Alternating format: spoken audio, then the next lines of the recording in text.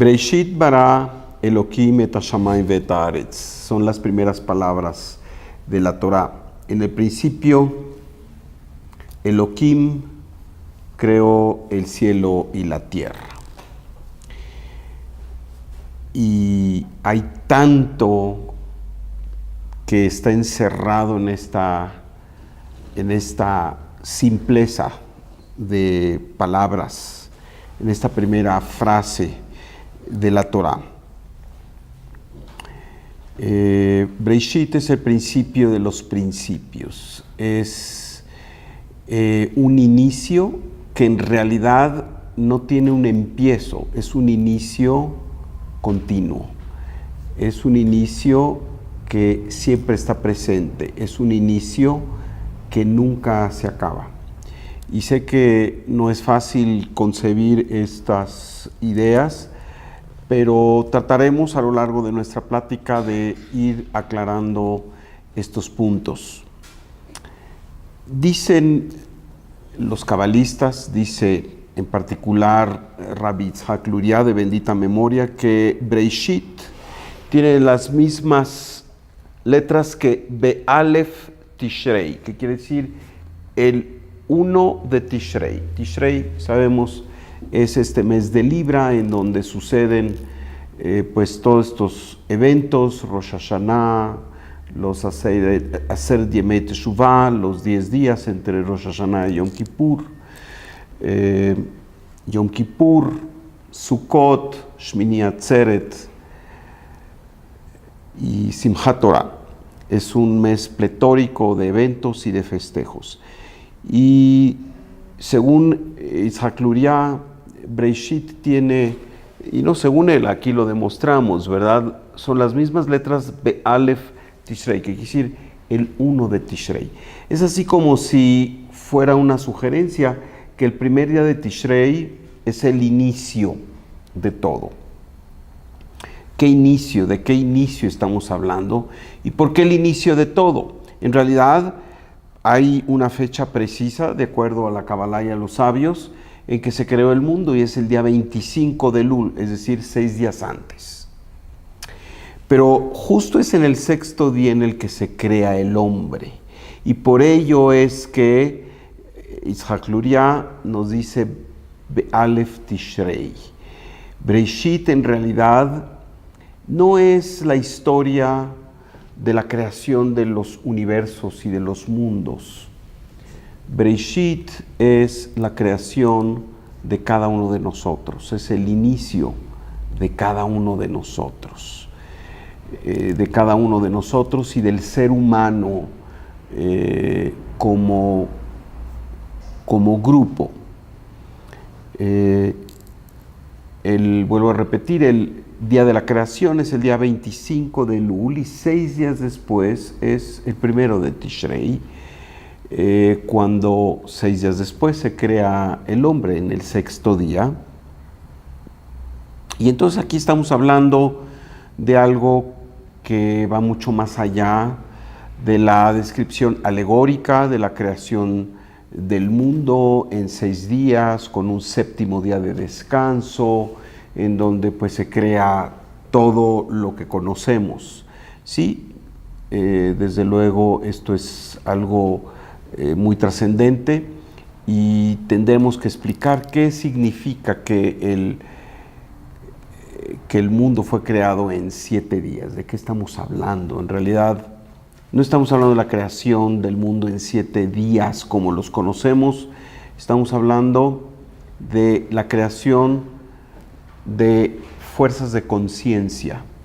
El número 7, sabemos, está relacionado con las 7 sefirot, con las 7 expresiones del Creador, con las 7 formas en que la fuerza divina se presenta en nuestras vidas. La Torah empieza diciendo Breishit bara Elohim et hashamayim ve'et haaretz. Y por cierto, la parte creativa se la deja a este nombre de Dios, no llamado el Yud-Kei Vav-Kei, no el Havaya, no el tetragramatón, sino este nombre llamado Elohim, que está relacionado con el aspecto de fuerza de juicio y que está relacionado con el aspecto del mundo físico, el mundo de la densidad, el mundo en donde hay la fuerza del deseo y de la atracción. Y por cierto, se dice el nombre de Elohim 32 veces para ser exactos. De nuevo el número 32 aparece. Por ahí hemos hablado de ese número 32. Y el número 32 es la relación con esta fuerza divina llamada Jochma. Son los 32 senderos de la sabiduría. 32 Shvilei o Netivei Jochma. Y por ello es que se dice que este proceso creativo empieza desde ese lugar espiritual, desde esa concepción espiritual llamada Jochma. Hay una discusión muy interesante porque la primera letra de la Torá es una bet grande, y sabemos que las letras que aparecen como grandes versus el tamaño normal de las letras de la Torá aluden a Binah, mientras que el resto de la Torá está escrito en un tamaño estándar que alude al aspecto de Tiferet o Zeir Anpin, a este nivel de canalización de la luz del Creador, en donde justo hay este paso de energía o de luz entre los mundos de las supercausas al mundo de lo fáctico, al mundo de la expresión terrenal. Y sin embargo se nos dice que hay una alusión a Jochma. De hecho, los sabios nos dicen que la Bet como letra doble, Kfulá, letra doble, tiene dos pronunciaciones. Una pronunciación que es una B labial, que es la que usamos mayormente en español, porque realmente prácticamente ningún hispanoparlante pronuncia la V labiodental en su lenguaje normal. A lo mejor hace un esfuerzo de elegancia, pudiera pronunciarse así, pero en realidad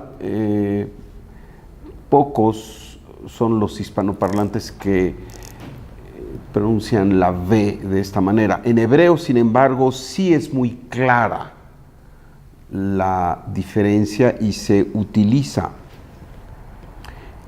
ambas pronunciaciones. Y la pronunciación de Breishit es justo la pronunciación labial, Breishit.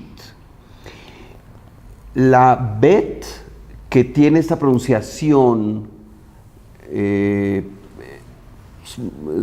la forma labial está expresada con una Bet que tiene un punto, el punto que es este dagesh, y que hace que el sonido sea B. Hay unos que dicen que es el sonido fuerte y otros que dicen que es el sonido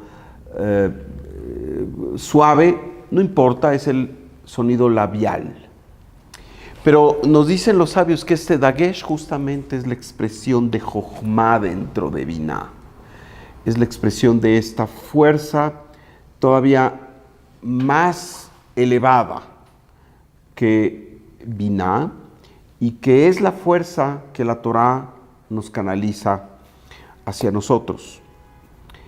La primera frase, Breshit, alude justamente a este mundo de Jochma, a este mundo llamado el mundo de la emanación, que es Atzilut.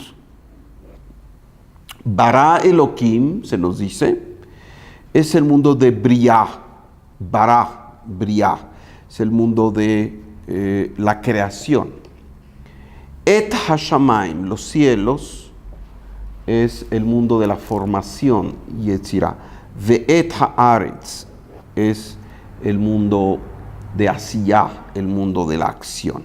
Así que tenemos Breshit, el mundo de la emanación, Bara Elohim, el mundo de la creación, Et HaShamayim, el mundo de la formación, Ve'et Haaretz, el mundo de la acción. Es decir, que en realidad en esta frase, la fuerza de la Torá, nos da todo el proceso creativo. Este proceso creativo queda encerrado en esta oración. Y no es sino para cada uno de nosotros la posibilidad de encontrar continuamente ese principio de nosotros mismos. Porque en realidad de lo que se trata es de ir al origen, de ir a la esencia, de ir al principio. Hay quienes quieren ir adelante o hacia atrás o hacia arriba. Nuestro maestro de bendita memoria nos decía, a donde queremos ir es al punto original, al punto de donde partimos, al principio, en donde todo era perfección, en donde todo era luz, en donde no había ninguna brizna de imperfección, de dolor, de sufrimiento, de desconexión.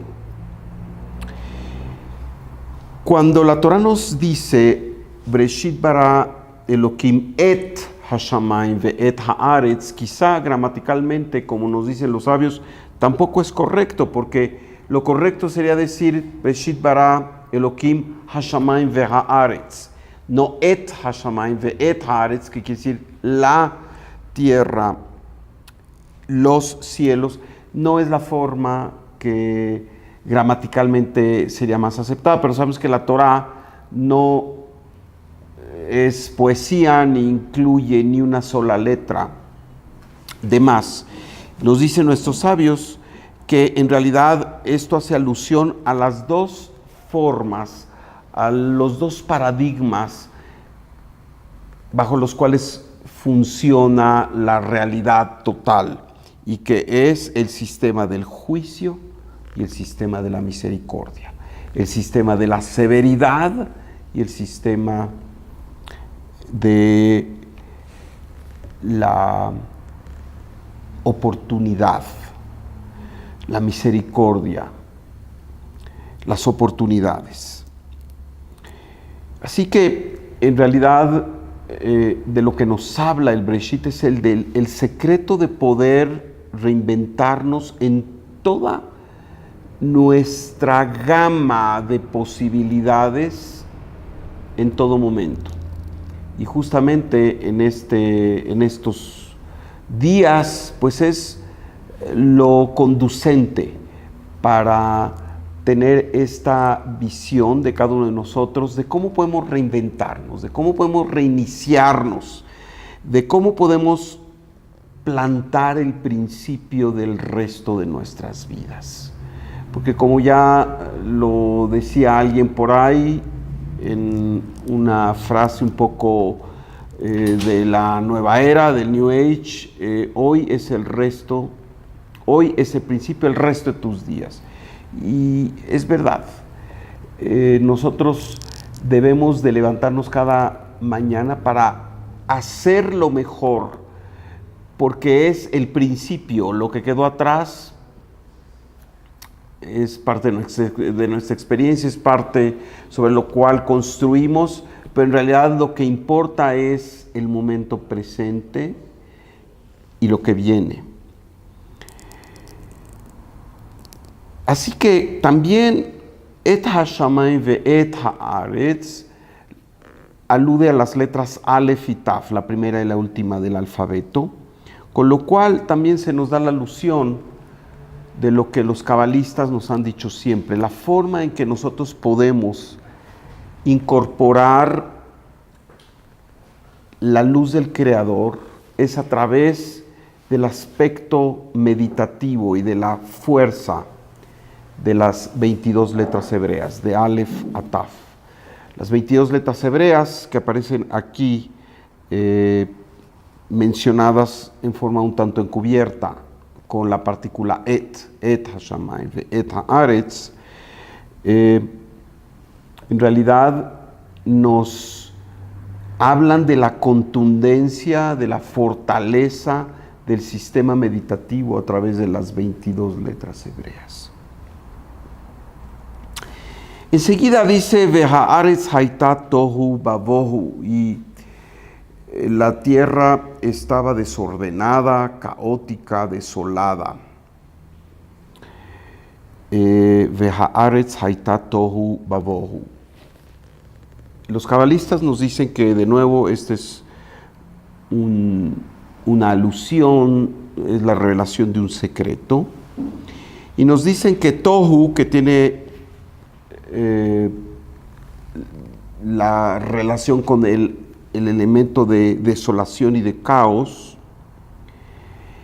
tiene que ver con este sistema o con este evento cósmico llamado la ruptura de las vasijas originales. Quiere decir,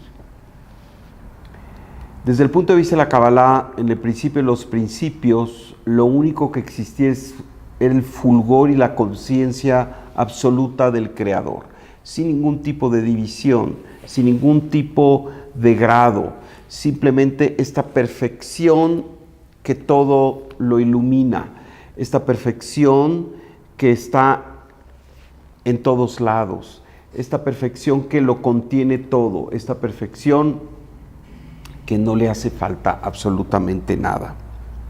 Y sin embargo, hay un momento en que esta fuerza, y ese quizás sea el más profundo de los secretos,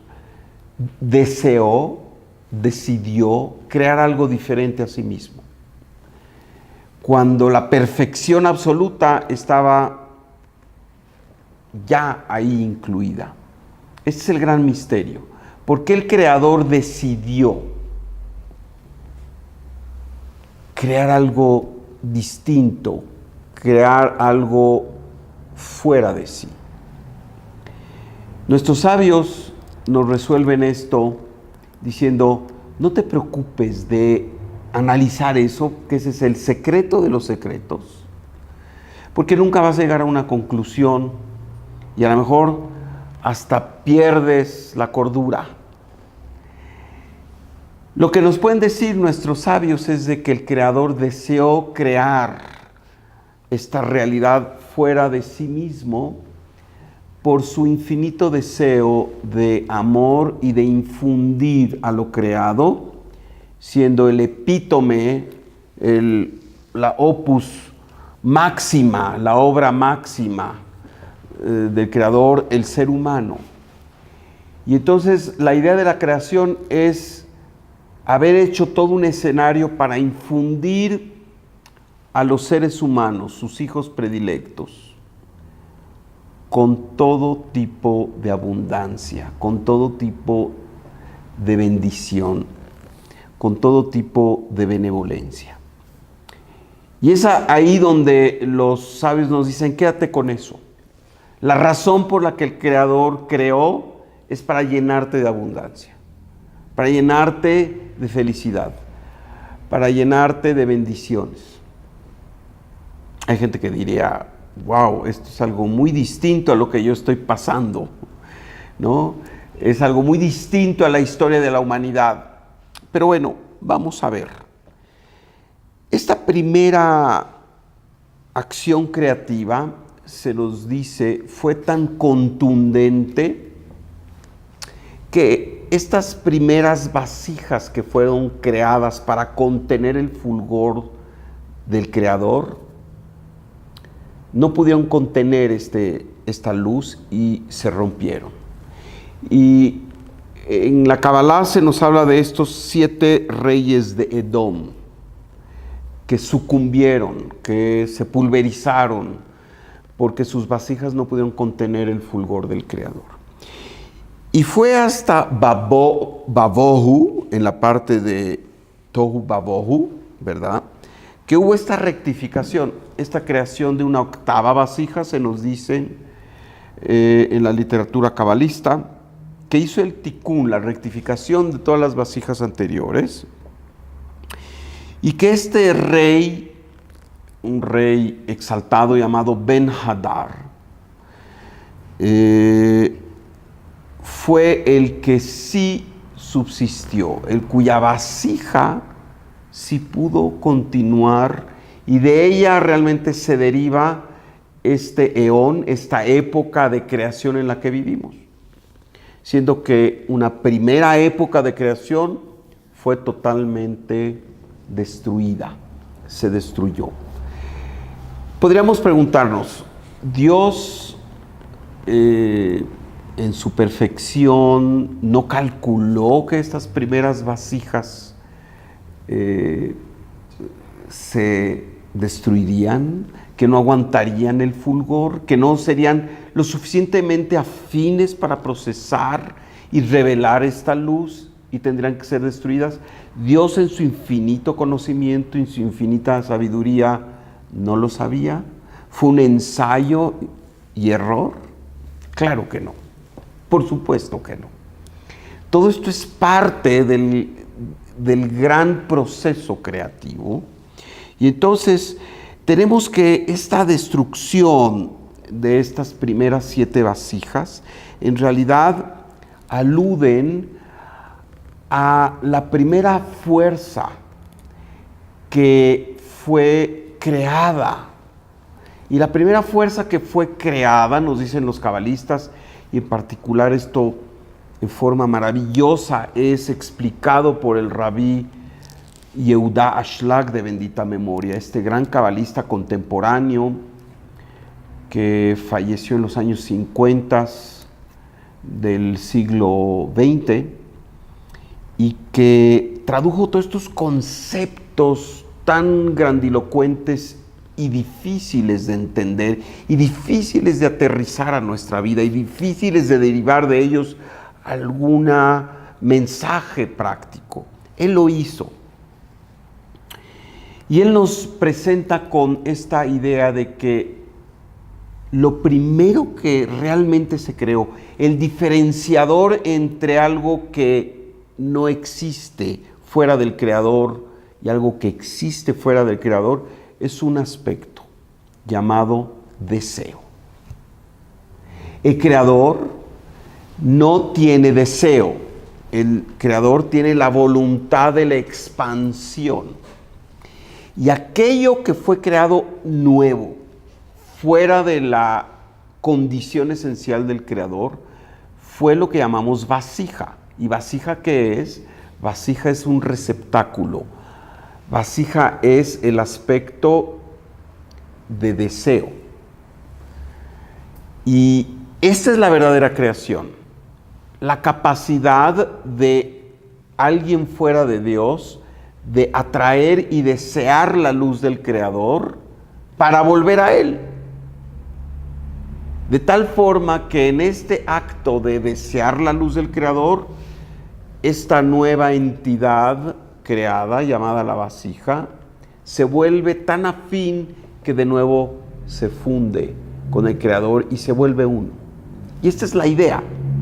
Es decir, llenar a aquello que ha sido creado con todo el fulgor, las bendiciones, la abundancia que en esencia tiene el Creador, simplemente para dar oportunidad a algo fuera de sí, hablando del Creador, que tenga la misma capacidad de crear. Y el origen de todo ello es este aspecto llamado razón, voluntad, deseo, que en su máxima expresión, el Rabbi Ashlag nos dice, se llama ta'avá, apetito, hambre, y que se nos habla de que estas primeras 7 vasijas que fueron creadas para contener la luz del Creador, su apetito no fue similar a la voluntad del Creador. Su deseo fue un deseo egótico, un deseo para sí mismo. Y al ser un deseo para sí mismo, se creó un divorcio, una falta de similitud con la fuerza creadora que produjo que estas vasijas originales se pulverizaran. Esta luz, al llegar a una vasija que es egoísta, lo único que hizo es destruir esta vasija. Pero no fue la voluntad del Creador, fue la incapacidad de esta vasija de contener esta luz a través de desarrollar afinidad con el Creador.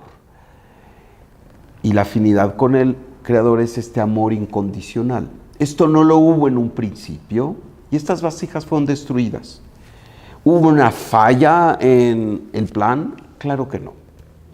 Lo que sucede, y nos explican los cabalistas, es que tuvo que pasar este elemento de permitir que el deseo se comportara en forma opuesta a cómo se comporta la voluntad del Creador. Tuvo que haber este libre albedrío en donde este deseo se comportó en forma egoísta y por tanto sustancialmente distinto a la esencia del Creador. Y por ello fue destruido. Pero esto fue necesario porque sin ello no hubiese habido libre albedrío. Sin ello no hubiese habido este espacio oscuro en donde opera la fuerza contraria del Creador, que es el aspecto del Satán, que también fue creado por Dios. No es una entidad que está en una guerra o en un combate en igualdad de circunstancias con el Creador. La fuerza de la oscuridad es un sirviente del Creador. La fuerza de la oscuridad no es una causa en sí misma, es un instrumento para que el sistema creativo pudiera continuar. Y es este aspecto del Satán, de la oscuridad, del mal, del egoísmo, que permite también que haya verdadero libre albedrío. Porque últimamente lo que el Creador infundió en cada uno de nosotros es la capacidad de ser creadores, de ser causa. Y para ser causa tenemos que tener libre albedrío, y este libre albedrío tiene que tener 180 grados de libertad. Y por ello es que se manifestó lo contrario al Creador en esta primera creación, que desde luego pudiera erróneamente pensarse que fue una creación fallida. No, fue parte del sistema de la creación en donde hubo que primero permitir la existencia del deseo en toda su plenitud, incluyendo el deseo egoísta. Y esto es lo que verdaderamente distanció al Creador de lo creado.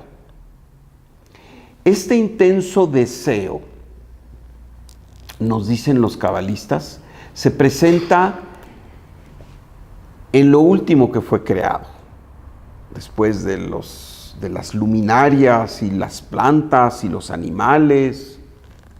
Al final fuimos creados los seres humanos, pero la concepción es de que aquello que es creado al último es lo que es concebido primero.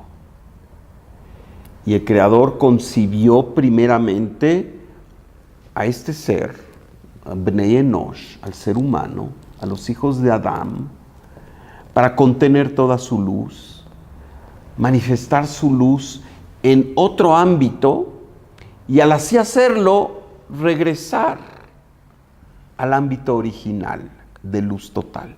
Y este es el plan. Este plan no ha cambiado.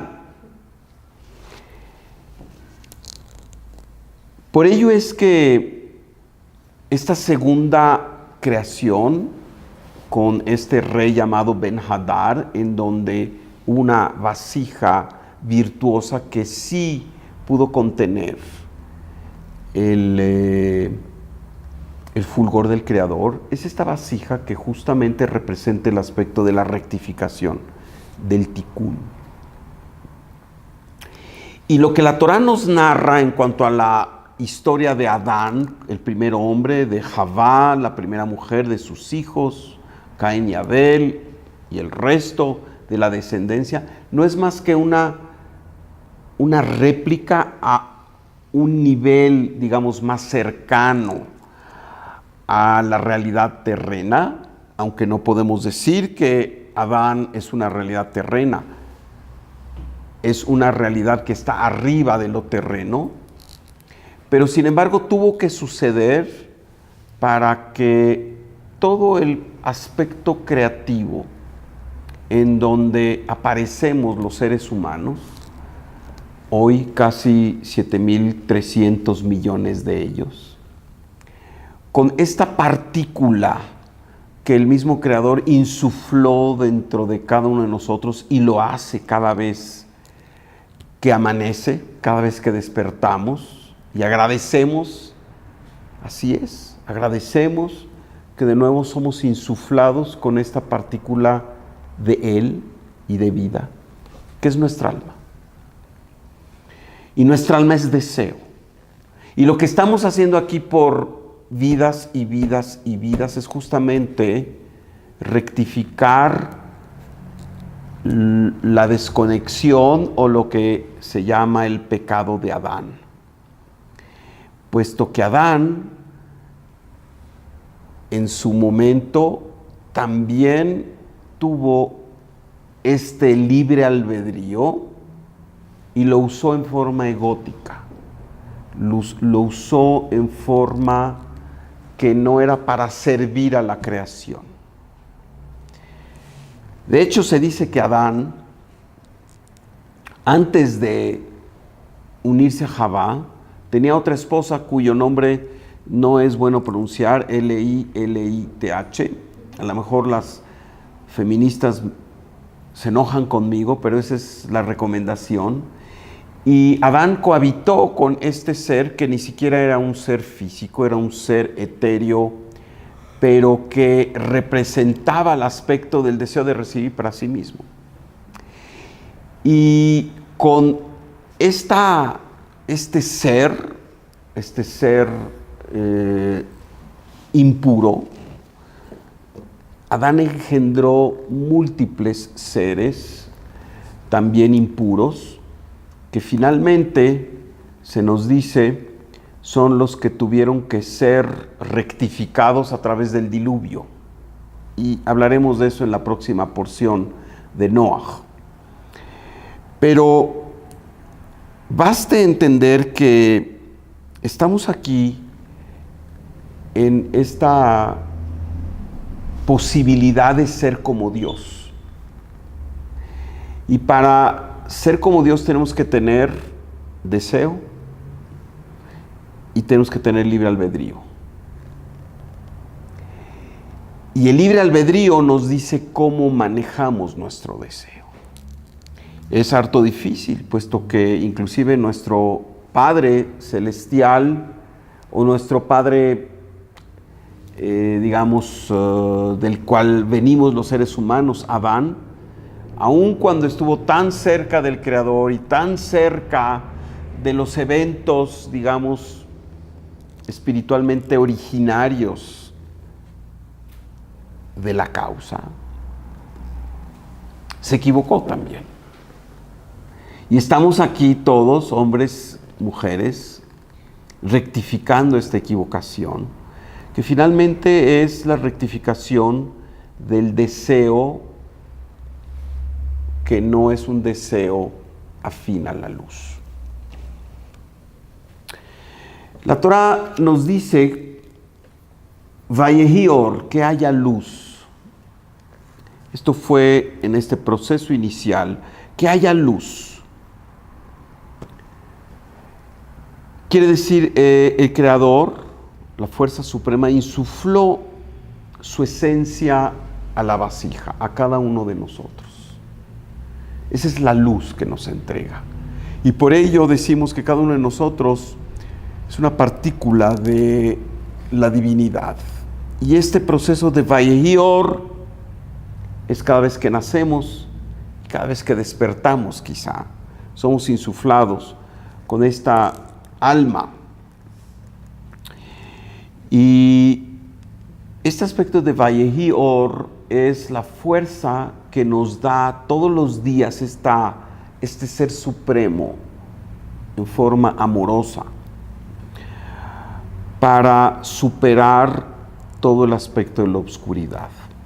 Y dice la Torá, y hubo luz, y vio Elohim que la luz era buena, y separó Elohim la luz de la oscuridad.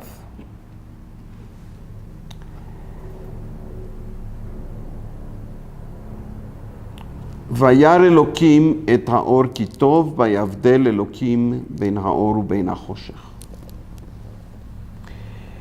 Quiere decir que esta separación entre la luz y la oscuridad es el trabajo que nosotros tenemos que hacer. Y la oscuridad tiene que estar allí, porque si no está la oscuridad no hay trabajo que hacer y no hay mérito que lograr y no hay la posibilidad de ascender en conciencia y de llegar al principio. Ahí donde empezamos, ahí terminamos. La oscuridad no es nada más la oscuridad física, la ausencia de la luz.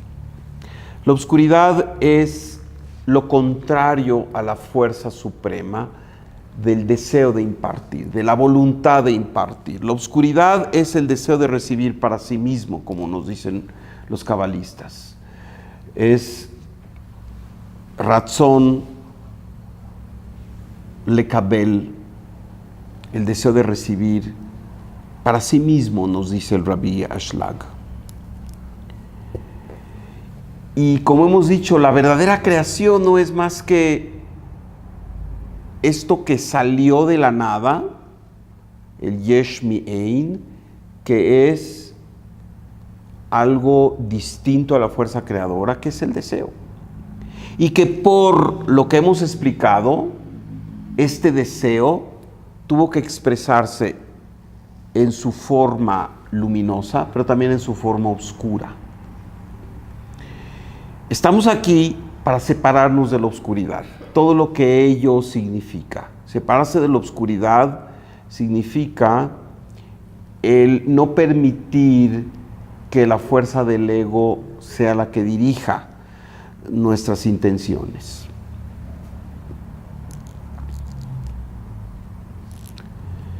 El hombre fue creado a imagen y semejanza del Creador, así dice. ¿Qué quiere decir esto? Dios tiene ojos, nariz, boca. No importa, no lo sabemos. De hecho, de acuerdo a la concepción espiritual del judaísmo, ni siquiera podemos pensar en estos términos. Sería algo pecaminoso, sería algo totalmente ausente de verdad, y lo es. Todas las alusiones en las que se habla de Dios como ser grandioso sentado en un trono celestial y con una apariencia antropomórfica, es decir, parecida al ser humano, son meras alusiones. En realidad, cuando se nos habla que fuimos creados a imagen y semejanza del Creador, es que fuimos infundidos con su nota primordial, que es ser causa. Somos causa, tenemos la posibilidad de ser causa, siempre y cuando actuemos de acuerdo a las reglas del juego. Si no, seremos efecto. Y como no fuimos concebidos para ser efecto, cada vez que nos comportamos como efecto, hay dolor y sufrimiento. ¿Qué quiere decir comportarse como efecto? Cuando experimentas estas situaciones de miedo, de odio al prójimo, de celos, cuando te sientes víctima, cuando te sientes fragmentado. Esta es la forma en que te estás comportando como un efecto. Y por tanto, no estás en línea ni en vibración con la intencionalidad original del Creador de que seamos causa. ¿Qué quiere decir que somos causa? Se dice Hashem Hakol Yahol, el Creador todo lo puede. ¿Nosotros también? Sí. Nosotros también. Esto es la promesa, esto es lo que Hashem insufló en nosotros, que todos lo podemos, siempre y cuando estemos elevados en esta conciencia. ¿Podemos combatir la enfermedad? Sí podemos combatir la enfermedad. ¿Podemos combatir la adversidad? Sí podemos combatir la adversidad. ¿Podemos combatir la pobreza? Claro que sí. ¿Podemos crear una realidad luminosa y feliz? Por supuesto que sí. Esa es la promesa. Pero se requiere conocer las reglas del juego y se requiere de saber jugar las reglas del juego. Y aunque no pretendo ser simplista, las reglas del juego implican el saber cómo transformar esto que es la fuerza esencial de nuestro ser, de nuestra alma, que es el deseo de recibir. Transformar este aspecto del deseo de recibir para sí mismo en el deseo de recibir con objeto de impartir. Ese es el objeto. Y para ello, todo esto que nuestros sabios nos enseñan, ¿verdad? De la importancia de la humildad, de la importancia de separarse de la arrogancia y este tipo de situaciones que hacen que la persona no cumpla con su función y que no esté en el camino de la elevación, de esta transformación. Y cuando digo transformación, quiere decir que nadie de nosotros viene listo para hacer el trabajo, más que los 36 tzadikim que están en este mundo, en cada generación. Todos nosotros venimos aquí con este aspecto de necesitar transformarnos. Todos nosotros, siempre y cuando seamos normales y estemos encarnados en un cuerpo, experimentamos en forma contundente el deseo egótico. Y no es malo, somos humanos.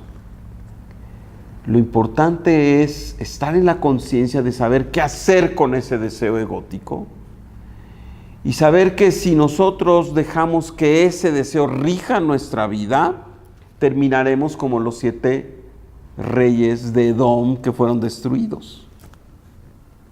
Pero si nosotros estamos en la conciencia de la transformación, la conciencia de continuamente ver cómo podemos estar más cercanos al Creador y hacerlo conducente y saber que hay un sistema para ello y ser congruente con este sistema, entonces estaremos del lado de la octava vasija, esa vasija que sí prosperó, la vasija de Ben-Hadar. Se nos habla desde luego de la creación no solo de Adán, sino de Javá. Y se dice, no es bueno que el hombre esté solo y por eso hay que crear a su pareja. Y es hermosísimo como la Torah lo dice, Ezer kenegdo. Ezer es ayuda y negdo es en contra de él, una ayuda en contra de él. Y aquí es donde entendemos que el aspecto femenino, la mujer, viene a llevar a cabo en forma genérica un trabajo en donde debe haber una ayuda y una superación del ser humano. Ezer kenegdo, pareciera una contradicción, una ayuda en su contra. ¿Saben? es muy sencillo establecer que una palanca, que es una fuerza que incide aparentemente en contra de algo, cuando esta palanca es usada, facilita el trabajo. Y las palancas no son más que vectores contrarios. Una puerta en donde la palanca tiene que ver con las bisagras a las que está unida esa puerta, en forma de vectores de fuerza, y esto es física sencilla. Si no hubiera un vector de fuerza en contra de la puerta, esa puerta no se podría abrir. Esa puerta se iría, se caería. Es precisamente porque hay un vector de fuerzas contrarias que la puerta se abre. La fuerza de la femineidad, la fuerza de la vasija, llamada Javá, la fuerza de la parte receptiva del cosmos, tiene como función la elevación de este cosmos a través de ser una especie de palanca.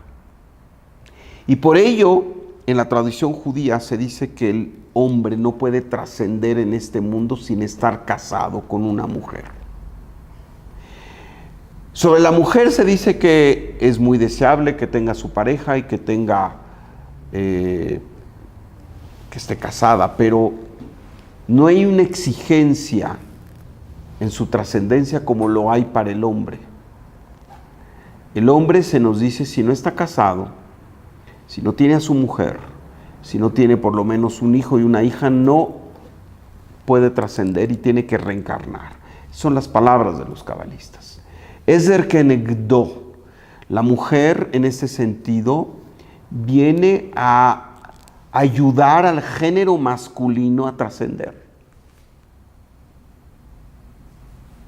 Y por ello se nos enseña que la mujer viene de Binah, mientras que el ser humano, hombre, viene de Zeir Anpin, quiere decir la mujer tiene un elemento de mayor elevación y de una capacidad interconstruida.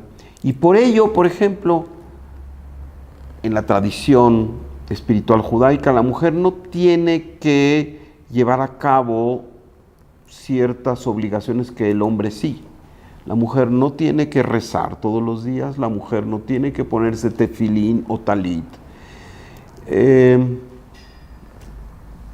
Y otros muchos aspectos.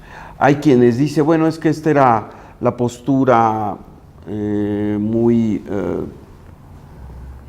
primitiva y quizá discriminatoria de la antigüedad, pero sabemos que la Torá trasciende tiempos y épocas, y en realidad lo que sabemos es que hombres y mujeres tenemos misiones y funciones distintas.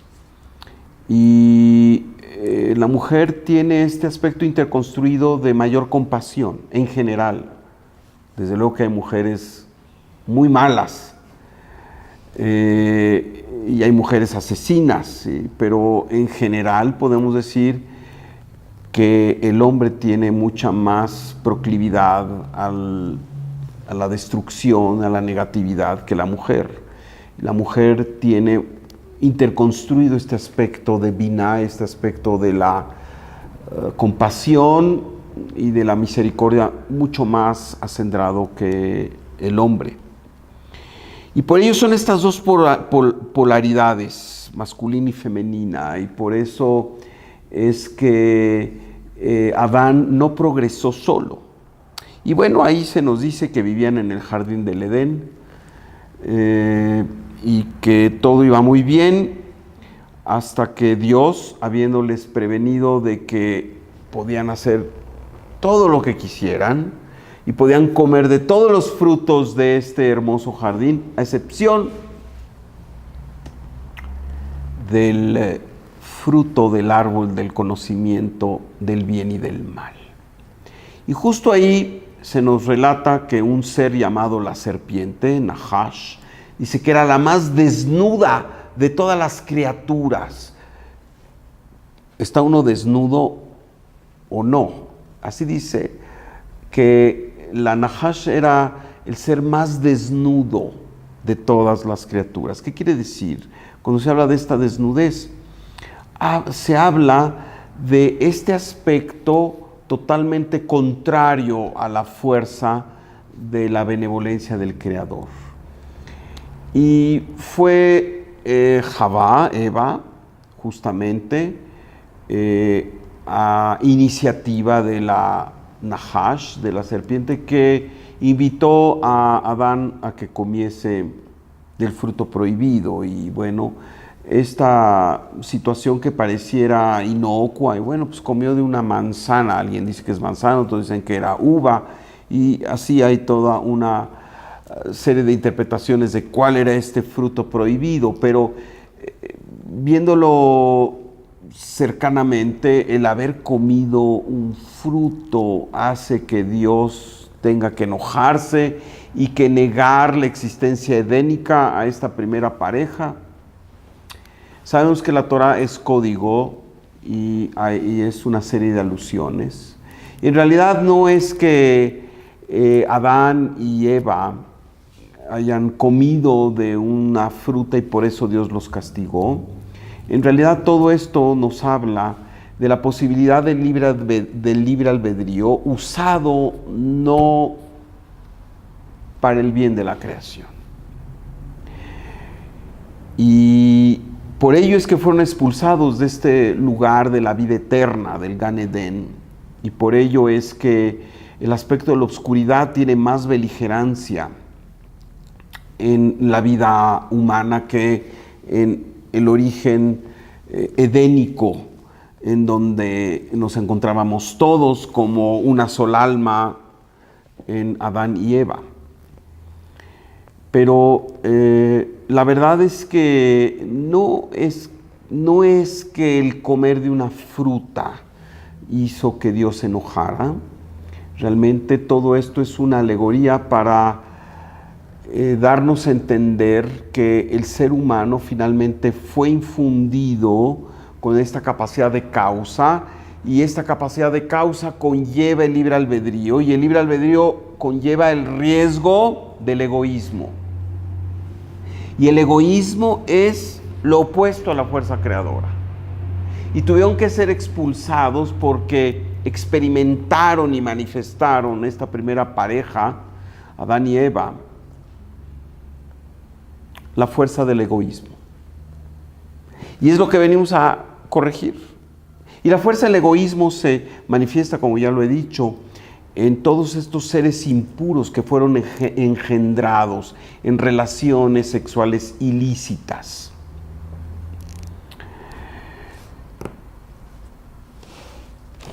Así que la historia del ser humano desde la creación, y la creación de acuerdo a las fuentes espirituales, no estamos hablando de la creación de acuerdo a Darwin ni a la ciencia, no es nuestro terreno y no nos metemos en eso, y finalmente todo coexiste. Estamos hablando de la esencia humana. Y la historia de la esencia humana, de este ser encarnado en un cuerpo físico, con una partícula del Creador como su esencia, no es más que una lucha continua entre el deseo altruista, el deseo de servir, el deseo de dar a la creación, en este sentido, de dar a los demás seres humanos, a las demás vasijas, y el deseo egoísta, es decir, es esta lucha continua.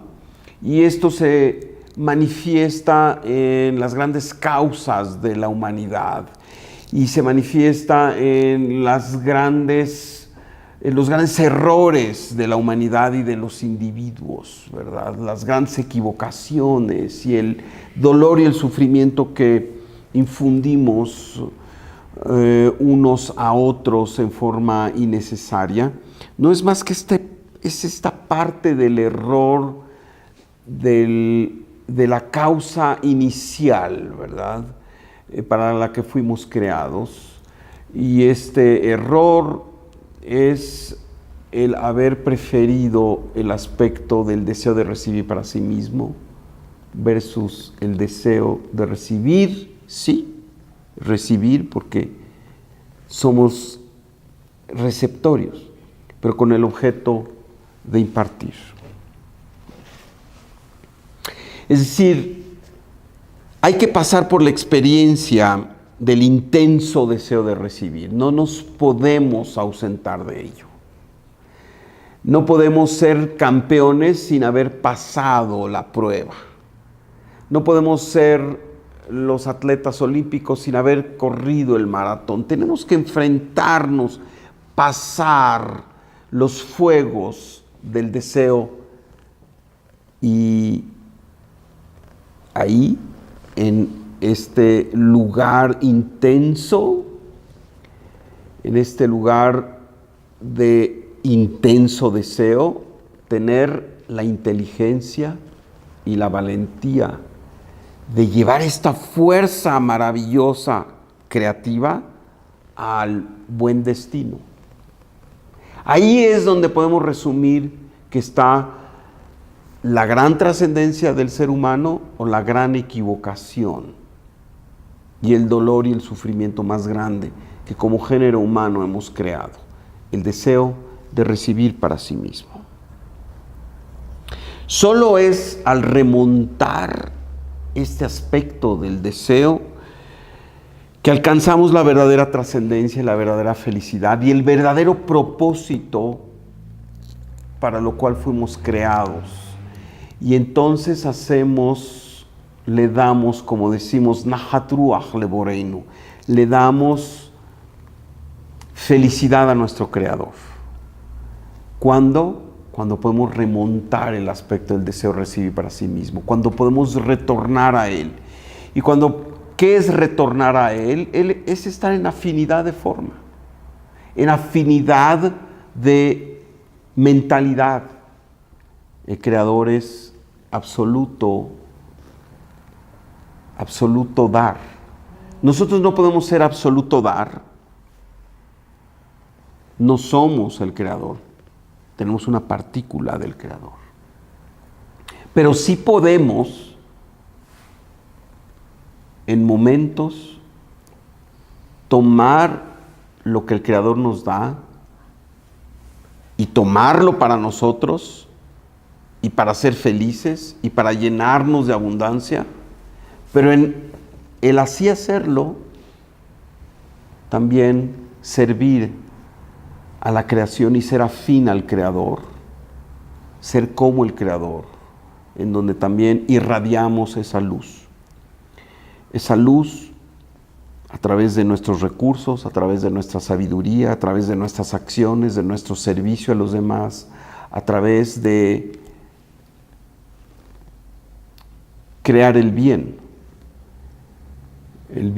que derrota al mal, no a palos, ni guerreando, sino simplemente emanando más y más y más luz.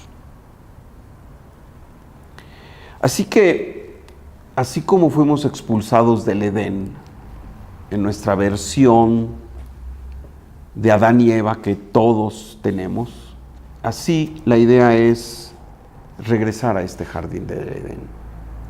Y el Creador en su infinita misericordia nos da la oportunidad de hacerlo por nuestro propio pie. Y claro, como hay un tiempo para todo, hay un momento en que esto tiene que suceder, y si no sucede por nuestro libre albedrío, sucederá por la voluntad del Creador. Y al final todo será luz como en el principio, pero el proceso depende de nosotros. Queremos retornar a este Gan Eden, a este jardín del Edén, a través de la altura de conciencia, a través de llenarnos del amor y emanarlo, o a través de la purificación terrible del dolor y del sufrimiento. De nosotros depende. Amigos, todos aquellos que deseen profundizar en el conocimiento de la Kabbalah, comprometerse más con este sublime conocimiento, tenemos actividades, tenemos reuniones. Por favor, contáctanos.